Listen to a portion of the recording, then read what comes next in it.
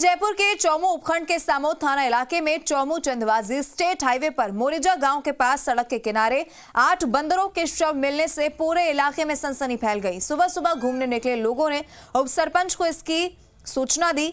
SDM तक खबर पहुंची और फिर वन विभाग को जानकारी इसके बारे में दी गई। वन विभाग के कर्मचारियों ने सभी शवों को दफना दिया है, लेकिन अब तक बंदरों की मौत के कारणों का खुलासा नहीं हो सका है। वन कर्मियों से मिली जानकारी के मुताबिक बंदरों के शव 3 से 4 दिन पुराने हैं। कयास लगाया जा रहा है कि बंदरों के शव चलती गाड़ी से सड़क के किनारे फेंके गए हैं।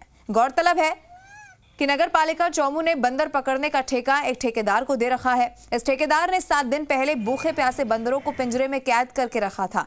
बंदरों पर अत्याचार की खबर जी राजस्थान पर चलने के बाद बंदरों को जंगल में छोड़ा गया था। अब शहर में चर्चा इस बात की भी है कि कहीं ये बंदर ठेकेदार के पकड़े हुए तो नहीं है। हालांकि ये जांच का विषय है, जांच के बाद ही इस पूरे मामले का खुलासा हो पाएगा। इधर एसडीएम अभिषेक सुराणा ने इस पूरे मामले की जांच करवाने की बात कही है।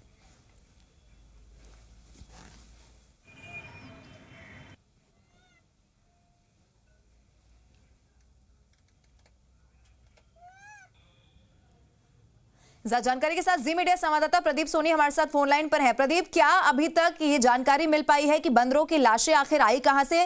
क्या कुछ अभी और जानकारी? प्रदीप देखिए लेविना, ये मोरिजा गांव का पूरा मामला है। चंदवाजी चौमू स्टेट हाईवे के किनारे 8 बंदरों के शव मिले हैं और इसकी सूचना उप सरपंच सुदर्शन ने एसडीएम अभिषेक सुराणा को दी थी और एसडीएम ने इस पूरे मामले को गंभीर मानकर वन विभाग के कर्मचारियों को मौके पर भेजा। उसके बाद में सभी शवों को वहां दफनाया गया है। लेकिन एक बड़ा सवाल ये है कि आखिरकार ये 8 मृत बंदर कहां से आए। जो वन विभाग के कर्मचारी हैं उनसे जो जानकारी मिल पाई है वो प्रथम दृष्टया बता रहे हैं कि किसी गाड़ी के जरिए इन बंदरों को फेंका गया है। तो दूसरी ओर चर्चा इस बात की है कि नगर पालिका चौमू ने बंदर पकड़ने का ठेका एक ठेकेदार को दे रखा है और इस ठेकेदार जिस तरह से बंदरों पर अत्याचार कर रहा था उसकी खबर हमने भी दिखाई थी और खबर चलने के बाद में ठेकेदार ने उन बंदरों को मुक्त भी किया था। लेकिन अब जांच का विषय है कि आखिरकार क्या बंदर ठेकेदार ने पकड़े थे वो थे या फिर किसी और ने यहाँ बंदरों के साथ फेंके हैं। जी लवीना। बिल्कुल प्रदीप, ये जांच का विषय है, आप नजर बना के रखिए। कोई अपडेट होगा तो एक बार फिर से आपका रुख करेंगे। फिलहाल बहुत शुक्रिया तमाम जानकारी के लिए। चलिए प्रदीप वहां से लगातार जानकारी हम तक पहुंचा रहे हैं। प्रदीप, क्योंकि इससे पहले भी जी राजस्थान ने इस खबर को प्राथमिकता के साथ उठाया था, उस ठेकेदार के बारे में कोई जानकारी अभी तक मिल पाई है? क्योंकि अभी तो ये जांच का विषय है कि आखिर ये बंदरों की लाश आई कहां से है, लेकिन क्या कोई और जानकारी वहां से? प्रदीप देखिए, हमने इस पूरे मामले को लेकर जब खबर दिखाई थी तो अधिशासी अधिकारी सलीम खान ने बंदर पकड़ने वाले ठेकेदार को नोटिस देने की बात कही थी कि नोटिस देकर आगे की कार्रवाई की जाएगी। लेकिन सबसे बड़ा सवाल जो ये लवीना ये है कि इसी बंदर पकड़ने वाले ठेकेदार को नगर पालिका पिछले 2 साल से ठेका दे रही है और अब तक तकरीबन 7 लाख रुपए का भुगतान भी कर दिया गया। और ऐसी कोई बात नहीं कि ये शिकायत कोई पहली बार आई थी, शिकायतें कई बार ऐसी आती रही हैं, लेकिन कोई ठोस कार्रवाई नहीं हुई। अब जो बंदर मृत मिले हैं वे महज चौमू से 6 किलोमीटर की दूरी पे मिले हैं, तो इस बात से इनकार नहीं किया जा सकता कि बंदर यहाँ के हैं। लेकिन जांच के बाद में इस पूरे मामले का खुलासा होगा। जैसे एसडीएम से हमने बात की थी, अभिषेक सुराणा ने ये कहा था कि इस पूरे मामले को लेकर जांच करवाई जा रही है, कमेटी बनाई जाएगी, वह कमेटी इस पूरे मामले की जांच करेगी। उसके बाद में कहा जाएगा कि आखिरकार ये बंदर कहां से आए। लेकिन सवाल यह भी है कि आखिरकार इन बंदरों का जिम्मेदार कौन है, आखिरकार ये बंदरों की मौत हुई तो कैसे? प्रदीप, और एक और बड़ा सवाल यह है, जिस तरीके से आप जानकारी दे रहे हैं कि जब जांच पड़ताल अब आगे बढ़ रही है तो ये भी सामने आ रहा है कि पहले भी इस तरीके की शिकायतें आती रही हैं, ये पहली बार ऐसा नहीं है। तो फिर बड़ा सवाल ये भी है कि जब शिकायतें आती हैं तो फिर कार्रवाई क्यों नहीं की जाती, क्यों उसमें जांच पड़ताल को आगे नहीं बढ़ाया जाता? बिल्कुल लवीना ठीक कर रही है। इससे पहले भी इसी ठेकेदार की इस तरह की बंदरों पे अत्याचार की खबर आई थी।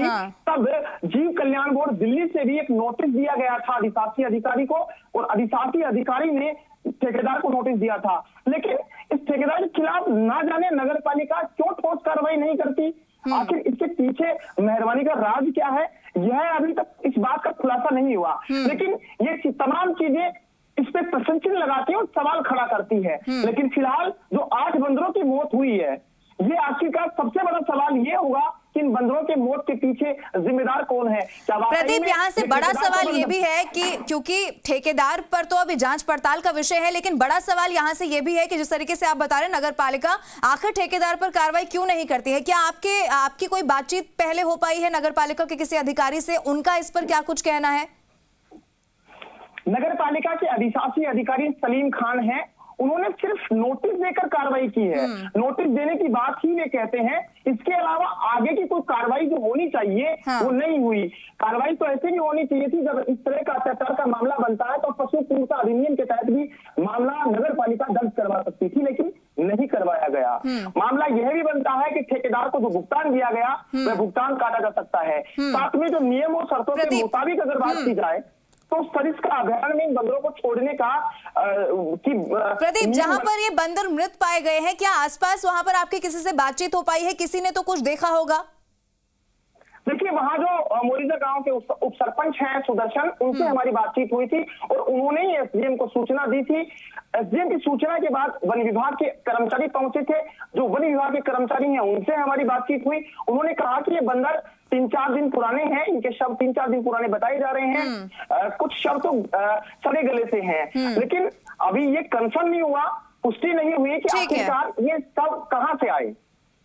ठीक है प्रदीप, आप नजर बना के रखिए, कोई अपडेट इस मामले को लेकर होगा तो एक बार फिर से आपका रुख करेंगे। फिलहाल बहुत शुक्रिया तमाम जानकारी के लिए।